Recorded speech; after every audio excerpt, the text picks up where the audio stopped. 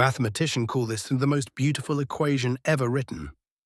It connects 5 fundamental constants in one line, and most textbooks explain it with the enthusiasm of a tax form. Let's actually see why it's true. First, forget everything you learned about E as some random number, 2.718 whatever. E is really about continuous growth. Specifically, EHX means start at 1 and grow at a rate equal to your current value. That's it. That's the whole personality. Now here's where it gets weird. What if we multiply that growth rate by I, the imaginary unit?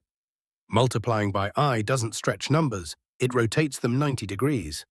So instead of growing outward, you're now moving sideways. Perpendicular, forever. So ARS means start at 1, and instead of growing outward, keep turning sideways. Your velocity is always perpendicular to your position. Congratulations, you've just described circular motion. You are now walking around a unit circle at speed 1. Now the question, what happens at x equals p? Well, p is exactly half the circumference of the unit circle. So you've walked halfway around. You started at 1, you end at -1.